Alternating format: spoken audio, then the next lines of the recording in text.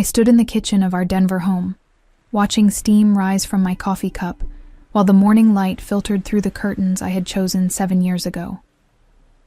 The house felt different lately, heavier somehow, as though the walls themselves knew something I refused to acknowledge. My husband Gregory moved past me without a word, his phone pressed to his ear, laughing at something the person on the other end said.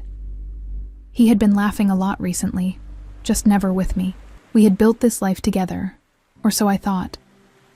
I was 42 years old, and for the past 15 years, I had poured everything into our marriage and our pharmaceutical distribution company.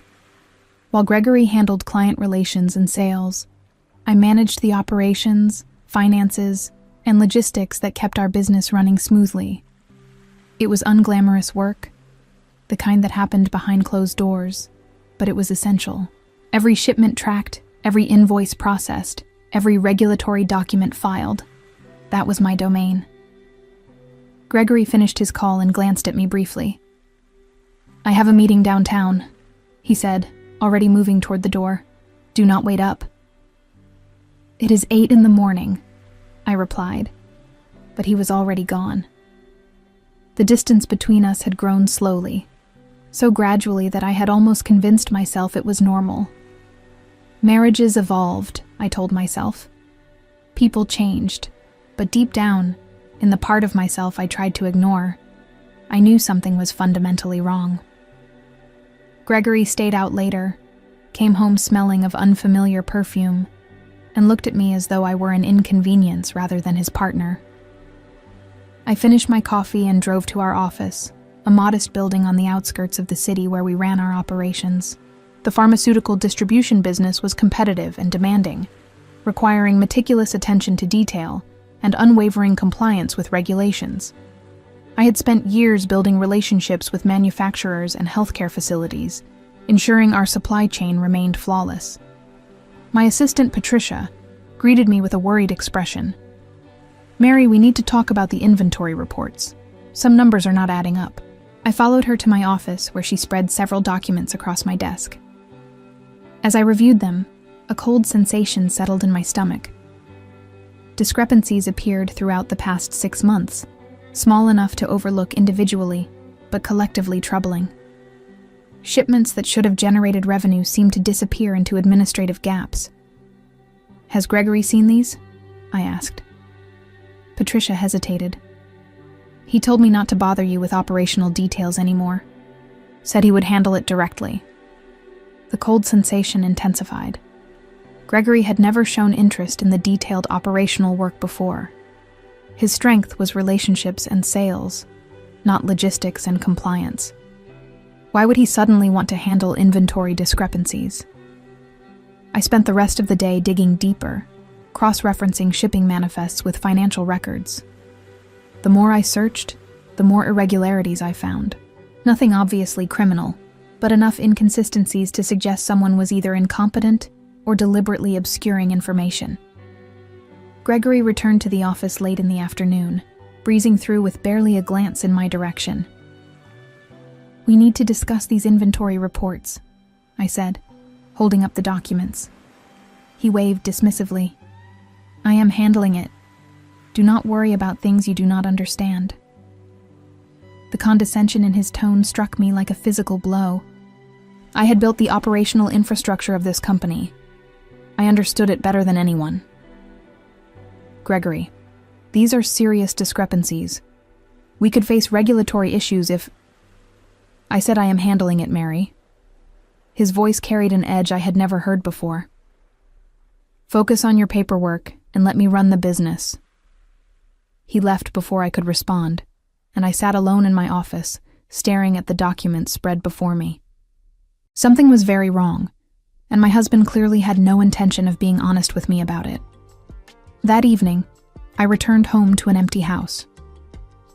Gregory did not come back until after midnight, and when he did, he went straight to the guest bedroom without a word. I lay awake, staring at the ceiling, trying to piece together what was happening to my marriage and my business. The next morning, I decided to take action. If Gregory would not tell me the truth, I would find it myself. I contacted an old friend from college, Diane, who now worked as a private investigator. We met at a quiet cafe on the other side of town. "I need to know what my husband is doing," I told her, feeling simultaneously foolish and justified. "I think he might be hiding something, either personally or professionally. Maybe both." Diane listened without judgment, taking notes as I described the inventory discrepancies, Gregory's increasingly distant behavior, and the late nights that had become routine. "Give me 2 weeks," she said. "I will find out what is going on." Those 2 weeks felt like an eternity. I continued working, maintaining the facade of normalcy, while anxiety gnawed at me constantly. Gregory barely spoke to me, treating me like a roommate rather than a spouse. At the office, he held meetings behind closed doors and spoke in hushed tones on phone calls. I caught him once, laughing with someone on the other end about finally being free soon. The words haunted me. Free from what? From me? When Diane finally called, her tone was somber. "We need to meet. I have information, and you are not going to like it." The coffee shop Diane chose was nearly empty at 3 p.m. on a Tuesday. She sat in a corner booth, a manila folder on the table in front of her. As I approached, I could see the sympathy in her eyes, and my stomach twisted with dread. "Just tell me," I said, sliding into the seat across from her. Diane opened the folder and pushed several photographs toward me. They showed Gregory with a woman I did not recognize, someone younger with perfectly styled hair and expensive clothes. The images captured them at restaurants, outside a downtown apartment building, and in one particularly damning shot, kissing in his car. "Her name is Valerie," Diane said quietly. "She works in real estate. They have been seeing each other for at least 8 months, possibly longer. 8 months. While I had been managing our business, ensuring compliance with every regulation, tracking every shipment, and keeping our operation profitable, my husband had been building a separate life with someone else. The betrayal burned through me, but Diane was not finished. "There is more," she continued, pulling out additional documents. "Gregory has been systematically moving assets out of the company. He has been creating what looks like legitimate business expenses, but the money is actually going into accounts that only he controls. He has also been meeting with a divorce attorney for the past 3 months.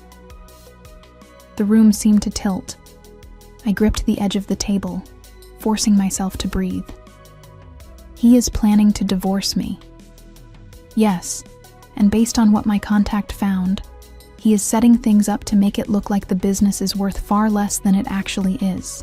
He has been inflating expenses, hiding revenue, and creating a paper trail that suggests the company is barely breaking even.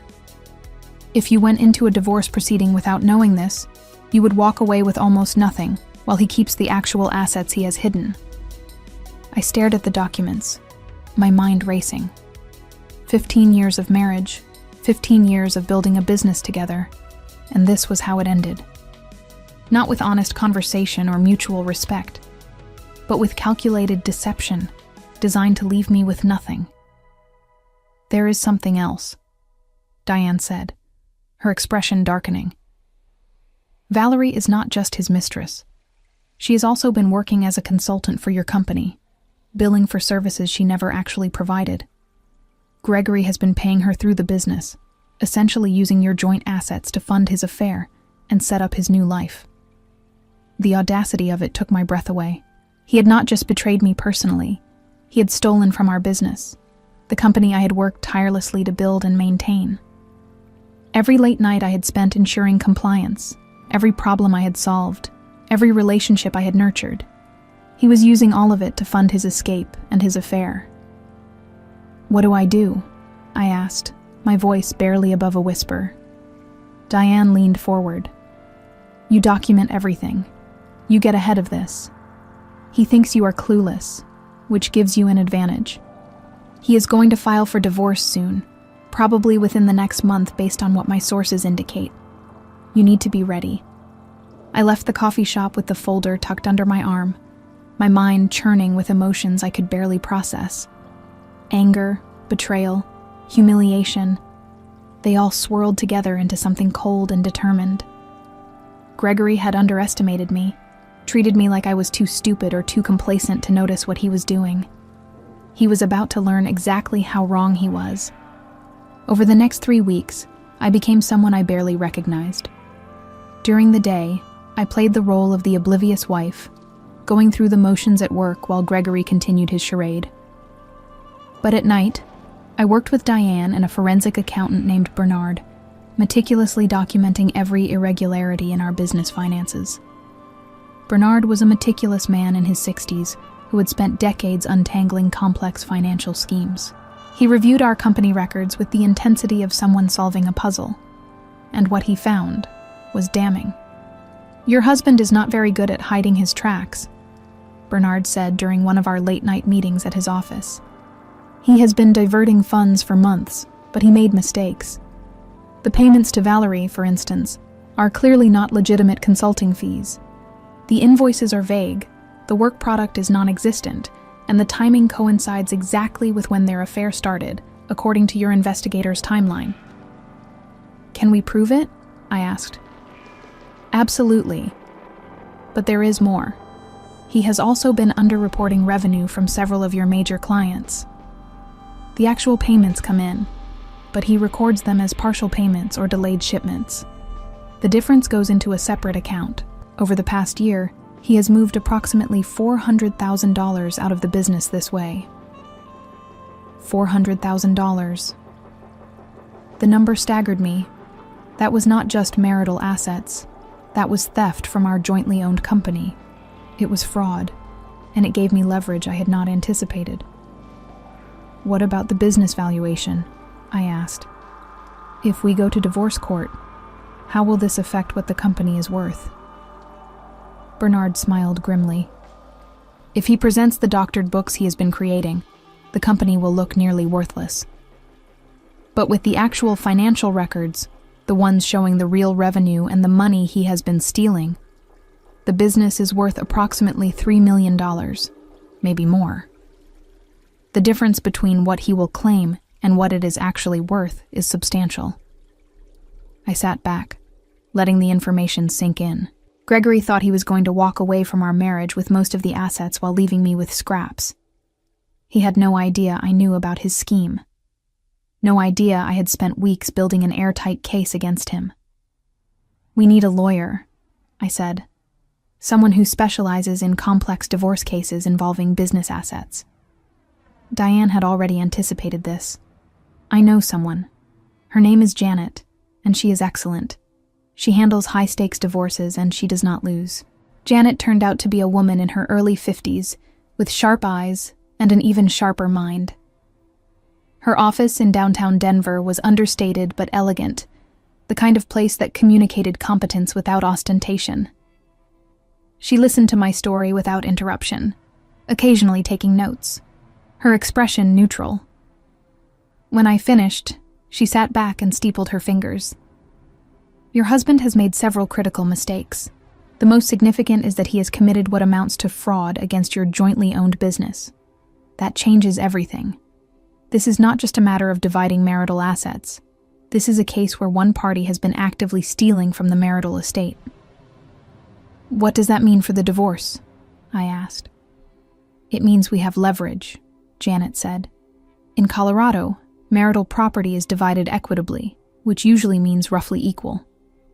But when one spouse has been hiding assets, committing fraud, or otherwise acting in bad faith, the court can and will adjust the division accordingly. Your husband thinks he is going to present falsified financials and walk away with the lion's share of everything. Instead, we are going to present the truth and watch his entire plan collapse." She leaned forward, her expression intense. "But we need to be strategic. If we reveal what we know too early, he might try to cover his tracks or create additional complications.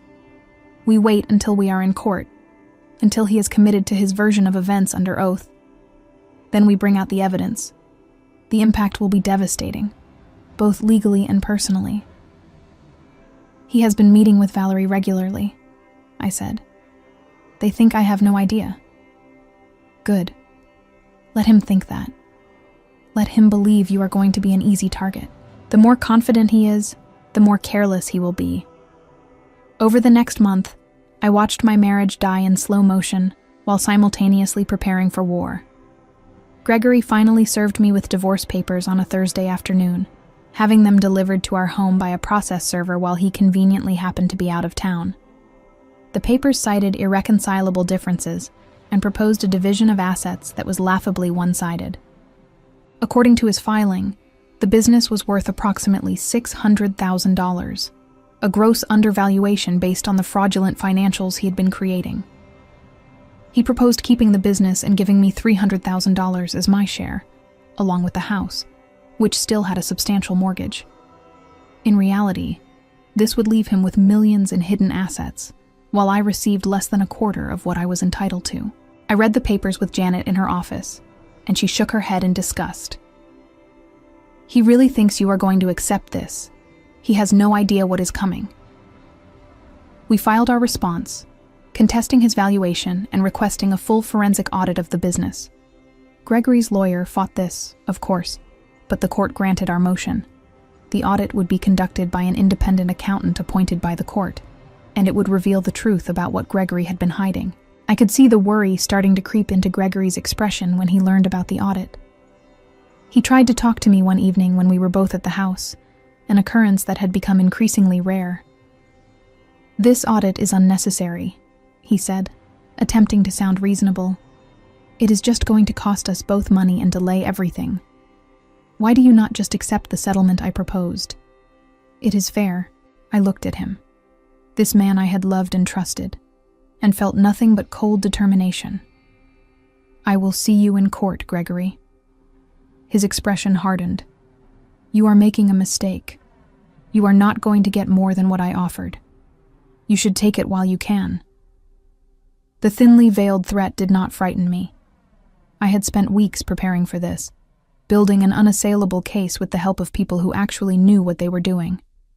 Gregory thought he was clever, but he was merely predictable.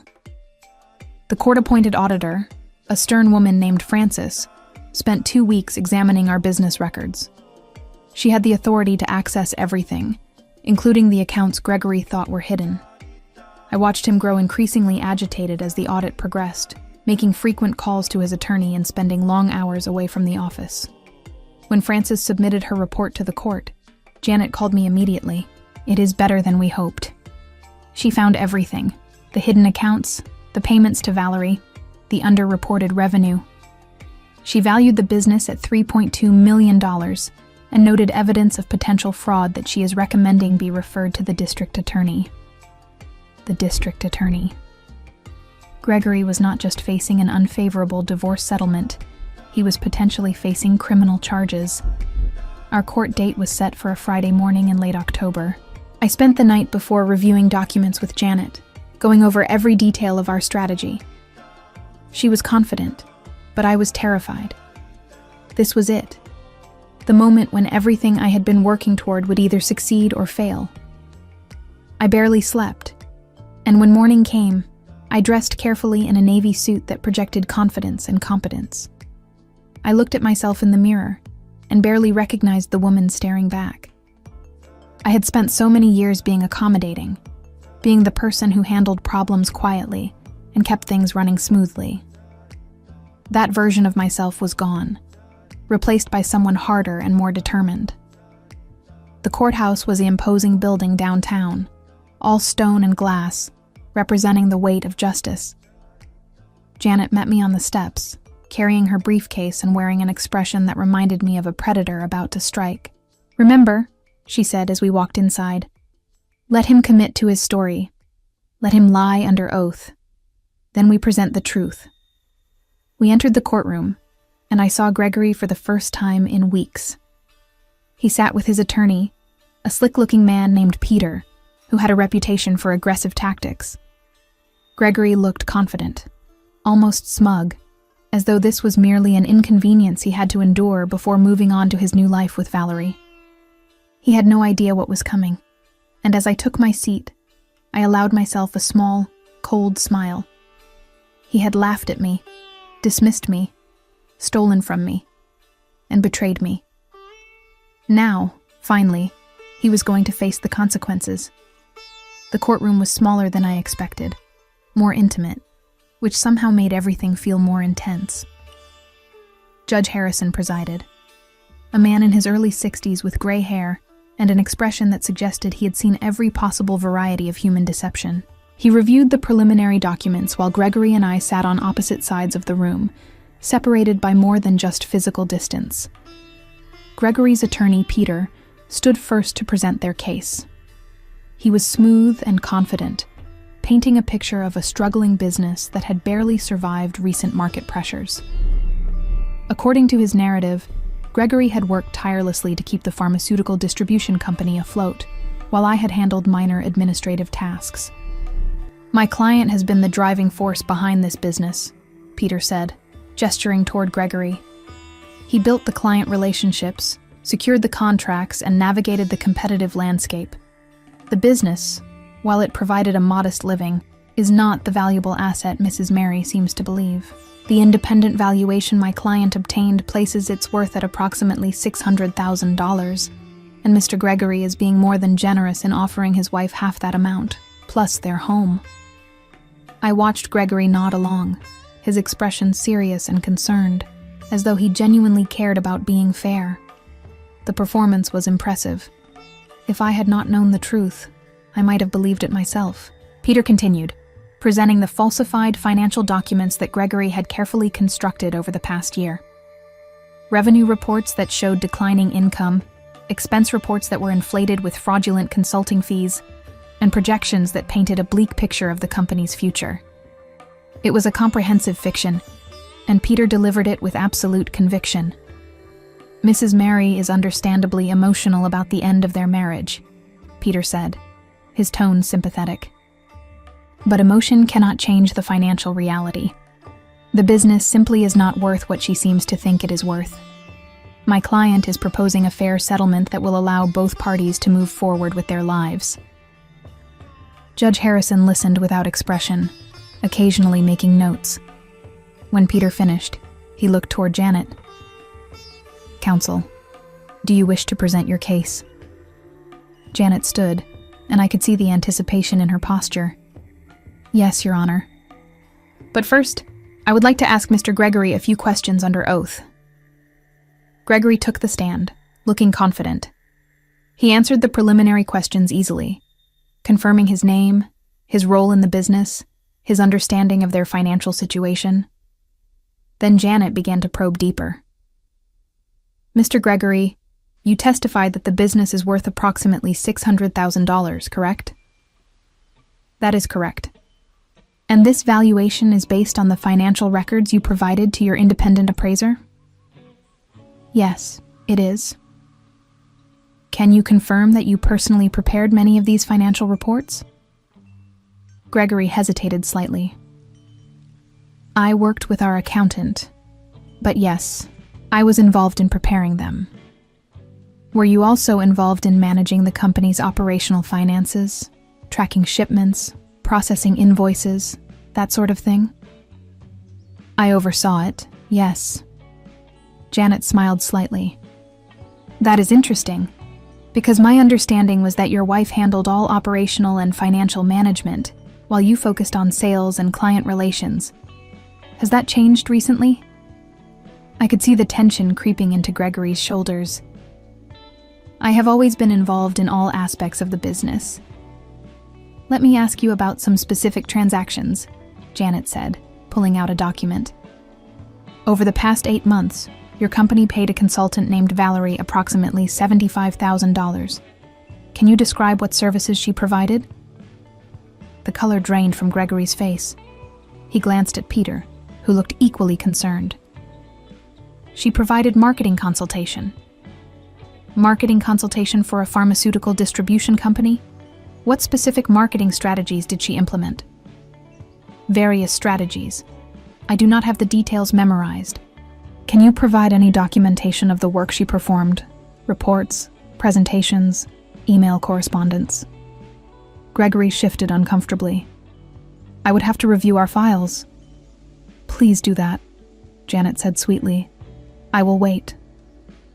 The silence stretched as Gregory clearly struggled to produce something that did not exist.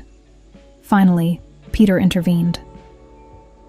Your Honor, this line of questioning seems designed to embarrass rather than illuminate the relevant financial issues. Judge Harrison looked at Janet.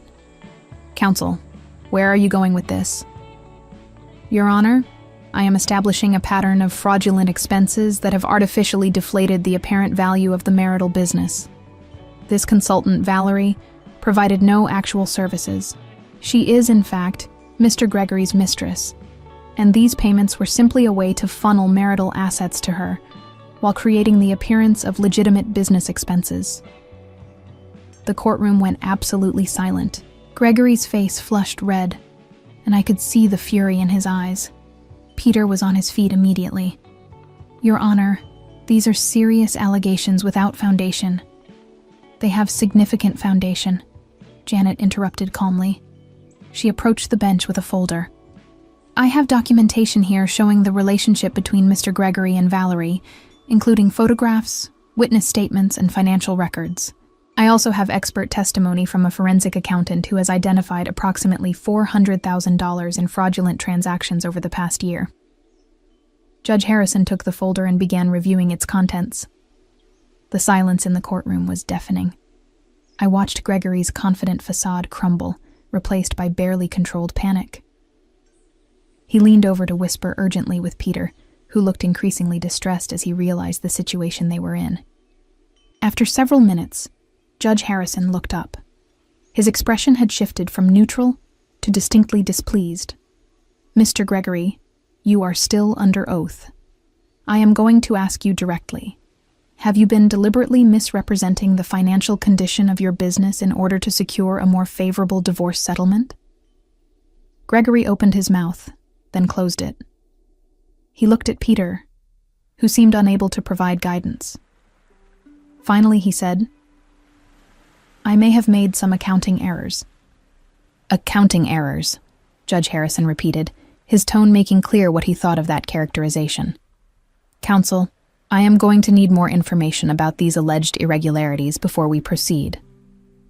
Janet had been waiting for this moment. She presented Bernard, our forensic accountant, who took the stand with an air of professional competence. He laid out the evidence methodically, explaining each fraudulent transaction and hidden account with the precision of someone who had spent decades analyzing financial deception. The pattern is consistent and deliberate, Bernard testified.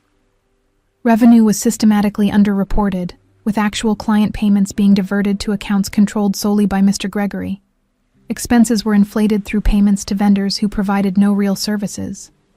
And legitimate business costs were manipulated to create the appearance of financial distress, where none actually existed. He presented charts and spreadsheets that painted an irrefutable picture. The real value of our business was not $600,000. It was over $3 million. Gregory had stolen from our joint enterprise to enrich himself while planning to leave me with a fraction of what I was owed. Peter tried to mount a defense, suggesting that these were simply differences in accounting methodology. But his arguments sounded weak even to my untrained ear. Judge Harrison cut him off midway through an explanation. Counsel, I have reviewed the evidence presented by the opposing party. These are not accounting differences. This appears to be a systematic effort to defraud both your client's spouse and potentially the court itself. Do you have any substantive response to these allegations? Peter conferred with Gregory in hushed, urgent tones. I could see Gregory's hands shaking. His earlier confidence completely evaporated. He had walked into this courtroom expecting an easy victory, a rubber stamp on his carefully constructed fraud. Instead, his entire scheme was being exposed in meticulous detail.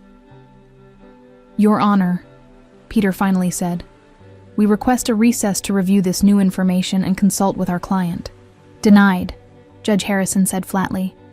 You have had ample opportunity to present accurate financial information. The time for games is over. Counsel for the petitioner, do you have additional evidence to present? Janet did. She called the court-appointed auditor, Francis, who confirmed everything Bernard had testified to. She had found the same discrepancies, the same hidden accounts, the same pattern of fraudulent transactions. Her report recommended not just an adjustment to the divorce settlement, but referral to law enforcement for possible criminal prosecution. In my 30 years of conducting financial audits, Frances testified, I have rarely seen such a blatant attempt to hide assets and defraud a spouse. The evidence is overwhelming, and the methodology was both systematic and intentional. Gregory sat motionless, staring at the table in front of him. I wondered what he was thinking, whether he was calculating his next move, or simply drowning in the realization that his plan had failed spectacularly. Part of me felt a savage satisfaction at his distress. This was the man who had betrayed me, stolen from me, and planned to leave me destitute. Now he was facing the consequences. Janet returned to her seat, and Judge Harrison spent several minutes reviewing documents. The tension in the courtroom was palpable. Finally, he looked up and addressed Gregory directly. Mr. Gregory, I am going to give you one opportunity to explain yourself, and I strongly suggest you tell the complete truth, because if you lie to me again, you will regret it. Did you deliberately falsify financial records to misrepresent the value of your business in these divorce proceedings? Gregory stood slowly. His voice, when he spoke, was barely audible. Yes, Your Honor. And did you divert marital assets to an account controlled solely by yourself? Yes, Your Honor. And did you use marital funds to pay for personal expenses related to an extramarital affair? Gregory's jaw clenched. Yes, Your Honor. The admissions hung in the air. Judge Harrison's expression was cold. Thank you for your honesty, belated as it is. Please be seated. As Gregory sat down, I saw him glance in my direction. There was no smugness now, no condescension, just fear and anger. He had underestimated me completely, and the realization was written across his face. Judge Harrison addressed both attorneys. We are going to take a brief recess while I review all the evidence presented today. When we return, I will issue my ruling on the division of marital assets. I am also going to be referring this matter to the District Attorney's Office for review of potential criminal charges. We are in recess. The gavel struck, and people began filing out of the courtroom. I remained seated, my legs shaking with adrenaline. Janet put a hand on my shoulder. You did perfectly. Just remain calm for a little longer. During the recess, I stood in the hallway outside the courtroom, trying to process what had just happened. I had watched my husband admit under oath to defrauding me, to stealing from our joint business, to systematically planning to leave me with nothing. The betrayal I had discovered weeks ago was now a matter of public record, and the consequences were only beginning. Gregory and Peter huddled in a corner, their conversation intense and clearly contentious. I saw Peter gesturing emphatically, probably explaining just how badly things were going. Gregory looked pale and drawn, nothing like the confident man who had walked into court that morning. Diane appeared beside me, having attended the proceedings as a witness in case her testimony was needed. That was brutal, she said quietly, but necessary. He deserves everything that is coming. Is it wrong that I feel no sympathy for him? I asked. Not even a little bit, Diane replied. He made his choices. Now he faces the results. When we returned to the courtroom, Judge Harrison already sat at the bench, his expression grave. I have reviewed all evidence presented today, including the testimony of multiple expert witnesses and the sworn admissions of Mr. Gregory. What I have seen disturbs me greatly. This court takes allegations of fraud very seriously, particularly when one party attempts to use legal proceedings as a tool for continued deception. Judge Harrison continued, his voice carrying the weight of authority. The evidence presented makes clear that Mr. Gregory has engaged in a systematic effort to hide marital assets, falsify business records, and defraud both his spouse and potentially this court. His actions demonstrate a complete disregard for his legal and ethical obligations. He looked directly at Gregory. Mr. Gregory, your testimony today revealed that you diverted approximately $400,000 in marital assets to accounts you controlled exclusively. You paid your mistress $75,000 from business funds for services she never provided. You deliberately underreported business revenue to make your company appear less valuable than it actually is. These are not minor indiscretions or accounting errors. These are calculated acts of fraud. Gregory remained silent, his face ashen. I had imagined this moment during the long nights of preparation, but the reality was even more satisfying than I had anticipated. The man who had dismissed me as someone too naive to notice his schemes was now being dressed down by a judge who clearly had no patience for his deception. The court finds that the true value of the marital business, based on forensic accounting and independent audit, is approximately $3.2 million. Judge Harrison continued. This is more than 5 times the value Mr. Gregory claimed in his initial filing. The discrepancy is not accidental. It is the result of deliberate fraud. He paused, letting that sink in. In Colorado, marital property is typically divided equitably. However, when one spouse has engaged in fraud, hidden assets, or otherwise acted in bad faith, the court has discretion to adjust the division to reflect that misconduct. Given the egregious nature of Mr. Gregory's actions, I am awarding Mrs. Mary 70% of all marital assets, including the business. I felt Janet squeeze my hand under the table. 70%. That was not just fair, it was punitive, a clear message that fraud would not be rewarded. Mr. Gregory will receive 30% of the marital assets, Judge Harrison continued. However, he will first be required to return all funds he illegally diverted, approximately $400,000, which will be added to the marital estate before division. He will also be responsible for all legal fees incurred by both parties in these proceedings, as his fraud necessitated the extensive forensic accounting and legal work required to uncover the truth. Peter was on his feet. Your Honor, this division is extraordinarily punitive. Your client committed fraud, Judge Harrison interrupted. He stole from his wife, lied under oath, and attempted to manipulate these proceedings for his personal benefit. He is fortunate that I am only adjusting the division of assets and not holding him in contempt. Sit down, counsel. Peter sat. Judge Harrison was not finished. Additionally, Mr. Gregory is hereby ordered to transfer all business interest to Mrs. Mary within 30 days. She will have sole control and ownership of the pharmaceutical distribution company, given that she has been managing the actual operations while Mr. Gregory was occupied with his extramarital activities and fraudulent schemes. I see no reason why she cannot continue to run the business successfully without him. The impact of this hit me fully. I would not just receive a share of the business. I would own it entirely. The company I had built, the operations I had managed, the relationships I had nurtured, they would be mine alone. Gregory would be completely removed from the enterprise he had tried to steal from me. As for the marital home, Judge Harrison continued, it will be awarded to Mrs. Mary. Mr. Gregory will vacate the premises within 7 days. Gregory finally spoke, his voice cracking. Your Honor, this is everything. You are leaving me with nothing. Judge Harrison looked at him with something approaching contempt. Mr. Gregory, you attempted to leave your wife with nothing after 15 years of marriage and partnership.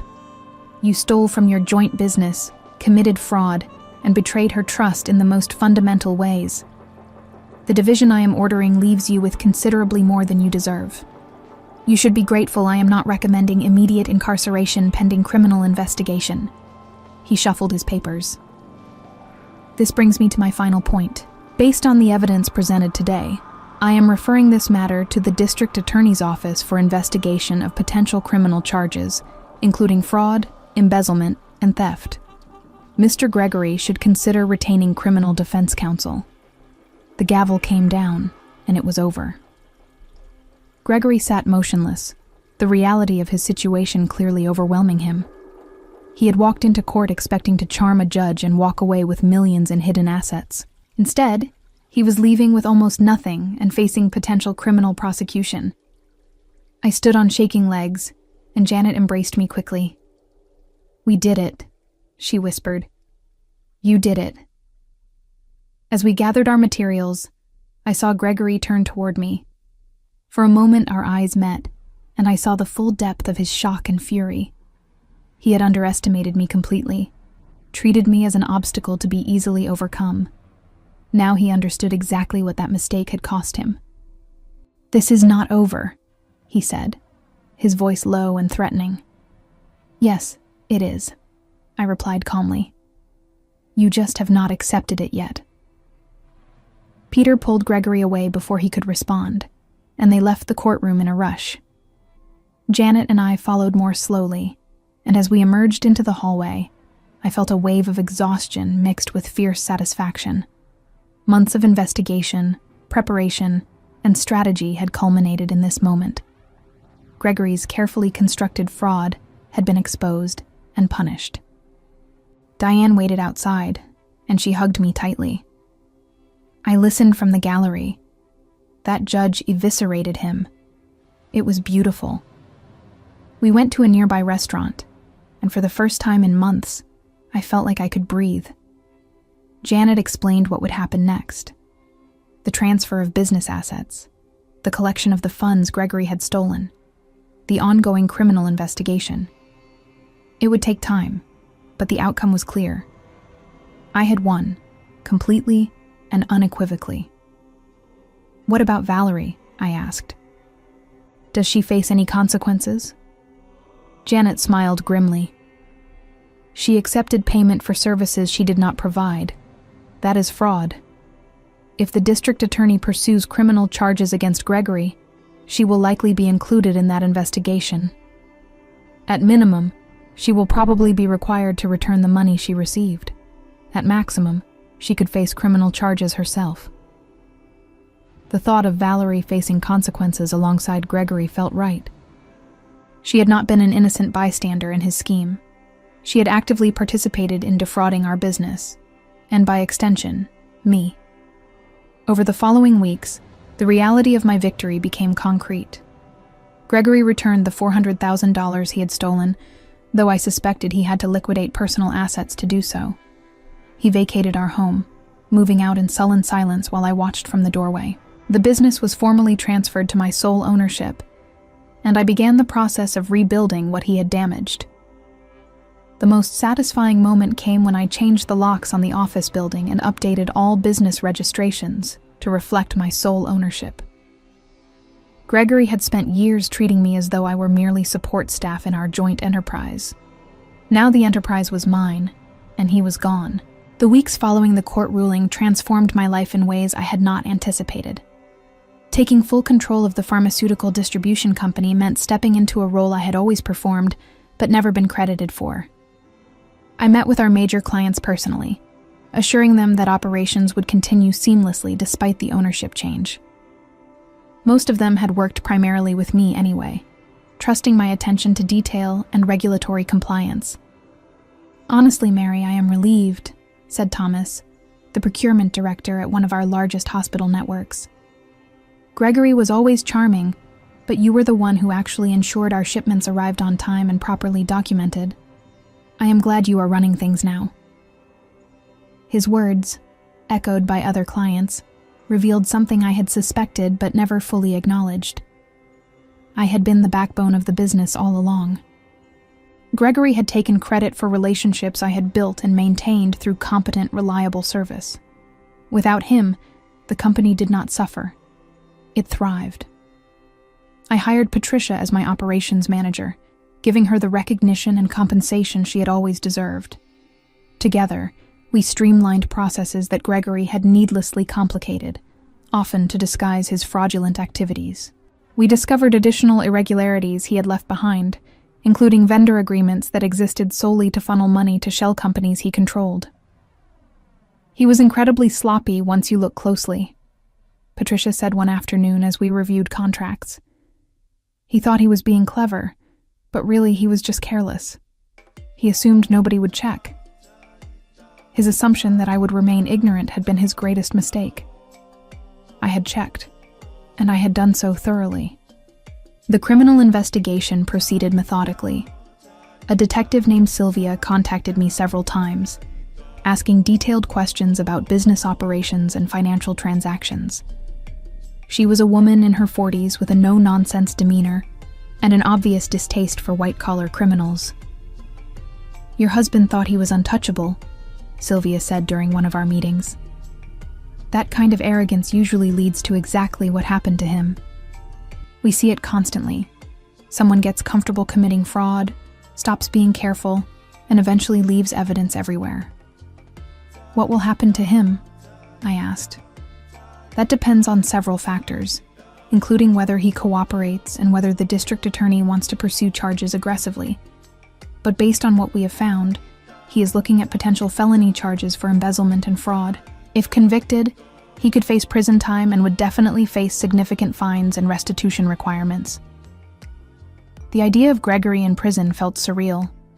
I had spent 15 years with this man, shared a home and a life with him. Now he faced criminal prosecution because of his own choices. I felt no sympathy, only a cold satisfaction that justice was being served. Valerie faced her own reckoning. The district attorney issued a subpoena for her financial records, and she was questioned about the payments she had received from our company. According to Sylvia, Valerie had initially tried to claim the consulting fees were legitimate, but when pressed to provide any evidence of work performed, she had nothing. Her relationship with Gregory, documented extensively by Diane's investigation, made the fraudulent nature of the payments obvious. "She has hired an attorney," Sylvia told me. "My guess is she will eventually agree to return the money and cooperate with our investigation of Gregory in exchange for reduced charges. She is not the primary target. He is." I imagined Valerie, who had enjoyed spending my money while sleeping with my husband, now facing legal consequences. The poetic justice appealed to me. She had participated eagerly in Gregory's scheme, enjoying the benefits without considering the cost. Now the bill was due. The business continued to grow under my leadership. Without Gregory's fraudulent expenses draining resources, our profit margins improved dramatically. I negotiated new contracts with pharmaceutical manufacturers, expanding our product lines and service areas. The work was demanding, but I found it deeply satisfying. Every successful deal, every satisfied client, every month of increased revenue was proof that I had never needed Gregory's supposed business acumen. One afternoon, about 2 months after the divorce was finalized, I received an unexpected call from Peter, Gregory's former attorney. "Mrs. Mary, I am calling on behalf of my former client. He would like to meet with you to discuss a potential settlement regarding some remaining financial matters." "What financial matters?" I asked coolly. The court was very clear about the division of assets. "There are some business contacts and opportunities that Gregory believes he could help you access, for a reasonable consulting fee, of course. He thinks there might be a way for you both to benefit from his industry connections." The audacity was breathtaking. Gregory, who had been stripped of everything through his own fraud, was now trying to sell me access to business contacts that I had likely developed in the first place. He was attempting to create relevance where none existed. "Tell your former client that I have no interest in any arrangement with him," I said. "The business relationships he thinks he controls were built on my operational competence, not his charm. I do not need his help, and I certainly will not pay him for it." Peter sighed. "I will convey your message." After hanging up, I sat for a moment, marveling at Gregory's continued delusion. Even after losing everything, facing criminal charges, and being publicly exposed as a fraud, he still believed he had something I needed. The man who had dismissed me as incompetent now wanted me to pay him for advice I did not require. I never heard from him again directly, but news reached me through various channels. Gregory had moved into a small apartment on the outskirts of Denver, paid for with what remained of his share of the marital assets after returning the stolen funds and paying legal fees. His reputation in the pharmaceutical distribution industry was destroyed. Word had spread about the divorce proceedings and the fraud he had committed. No one wanted to do business with someone who had stolen from his own company and lied under oath. Spring arrived, bringing with it a sense of renewal. The business was thriving, and I was expanding into new markets. I hired additional staff, including a sales director named Kevin, who brought fresh energy and legitimate industry connections. Unlike Gregory, Kevin actually worked for his salary, developing client relationships through competence and integrity rather than deception. "You have built something impressive here," Kevin said during one of our strategy meetings. "The operational infrastructure is solid, the client relationships are strong, and the growth potential is substantial. Whoever managed operations before clearly knew what they were doing." "That would be me," I said with a slight smile. "Then I am working for exactly the right person." The criminal case against Gregory moved forward. The district attorney filed formal charges: 3 counts of embezzlement, 2 counts of fraud, and 1 count of making false statements under oath. Valerie was charged as an accessory to fraud, though her charges were less severe since she had agreed to cooperate with the prosecution and return the money she had received. Sylvia kept me informed of developments. Gregory is maintaining his innocence publicly, but his attorney is quietly trying to negotiate a plea deal. The evidence is overwhelming. If this goes to trial, he will almost certainly be convicted, and the sentence would be harsher than if he accepts responsibility now. "What kind of sentence is he looking at?" I asked. "With a plea deal, probably 2 to 3 years in prison plus restitution and fines. If he goes to trial and loses, could be 5 years or more. Either way, he is going to prison. It is just a question of how long." The trial date was set for late summer, though Sylvia predicted Gregory would accept a plea deal before then. Men like him usually do. They are comfortable with fraud and deception when they think they can get away with it, but they do not have the courage to face the consequences. He will eventually take the deal. While Gregory's legal troubles unfolded, I focused on building the life he had tried to take from me. I renovated the house, removing all traces of our life together and creating a space that felt truly mine. I reconnected with friends I had neglected during my marriage, discovering that many of them had never liked Gregory, but had stayed silent out of politeness. "He always seemed like he was performing," my friend Jessica said over dinner one evening. "Like he was playing the role of a successful businessman, but did not actually know what he was doing. You were the competent one, but he took all the credit." Her observation validated what I had learned through painful experience. Gregory had been a performance, all charm and confidence with no substance underneath. I had provided the substance while he claimed the spotlight. The pharmaceutical distribution business required constant attention to regulatory compliance, inventory management, and relationship maintenance. These were not glamorous tasks, but they were essential. I had always understood that, while Gregory had viewed them as beneath his notice. Now, running the company alone, I could structure operations exactly as they should be, without his interference or his theft. One afternoon in June, I received a call from Sylvia. "Gregory accepted the plea deal this morning. He pled guilty to 2 counts of embezzlement and 1 count of fraud. The other charges were dropped as part of the agreement. He has been sentenced to 3 years in prison, followed by 2 years of probation. He also has to pay significant restitution and fines, though frankly I doubt he has the resources to pay much of it." 3 years in prison. The man who had planned to leave me destitute while he lived comfortably with his mistress was now headed to prison. The justice of it satisfied something deep within me. "What about Valerie?" I asked. "She got probation and community service in exchange for her cooperation. She also has to repay the $75,000 she received, with interest. Her legal career is essentially over. No one wants to hire someone convicted of fraud, even if she avoided prison time." After hanging up with Sylvia, I sat in my office, looking out over the city. The journey from discovering Gregory's betrayal to this moment had been exhausting and often painful. I had been forced to become someone harder, more cynical, more willing to fight. But I had survived, and more than that, I had won completely. The business continued to expand through the summer. I secured a major contract with a regional hospital system, significantly increasing our revenue. I hired a financial officer named Grace, who brought expertise in corporate finance and helped me structure the company for long-term growth. Under my leadership, The business was achieving success Gregory had only pretended to generate. One evening in August, I attended an industry conference in Denver. These events had always made me uncomfortable when I attended with Gregory, as he would work the room while I stood awkwardly to the side, my contributions invisible. This time, I attended alone, and the difference was striking. "Mary, I heard you took over the business," said Andrew, the CEO of a competing firm. "I have been impressed with what you are doing. Your company has a reputation for reliability and integrity that is rare in this industry." Reliability and integrity. The qualities I had always brought to the business, now recognized without Gregory to claim credit.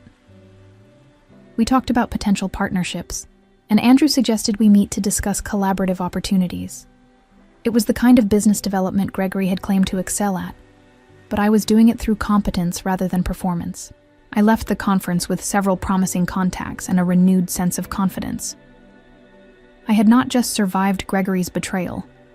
I had built something better without him.